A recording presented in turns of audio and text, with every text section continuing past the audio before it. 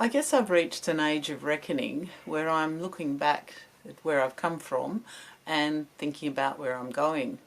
And something I've never looked at deeply, and I think have been afraid to, is thinking about my formative years on the south coast of New South Wales in a small rural village in the late 1950s and the 1960s.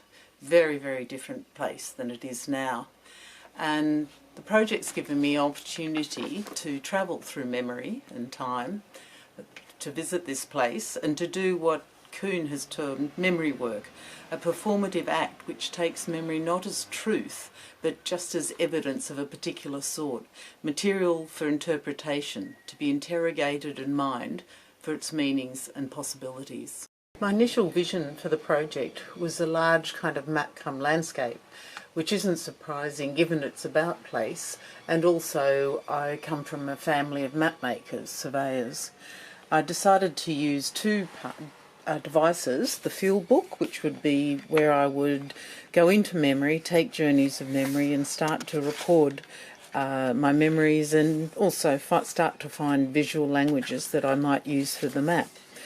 But at the same time I also did a lot of reading and looking at artists who employed map techniques and who were working with memory. But then I found there were so many memories coming, and that so often they were disturbing memories. It became more like personal therapy.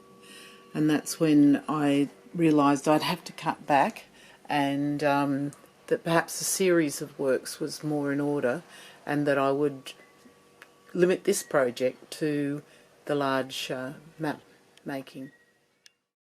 I had to do a lot of work in looking at materials. In the surface I'd use, I trialled different canvases and different surfaces on those, different preparations, and then different media and styles of mark making and image making.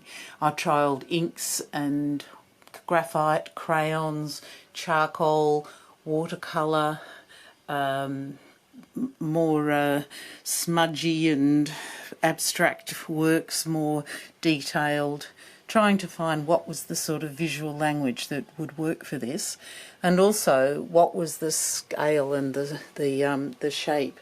And I evolved into a hemispherical shape, which I think actually allows very well for the distortions of perspective that we have in memory, where things are much larger in memory than they are in reality. And I think it also captures the two horizons that are so dominant in the Illawarra, the line of the mountains and the great curve of the Pacific. But most importantly, what I was looking for was a visual language that could convey that sense of fragility and the fugitive nature of memory.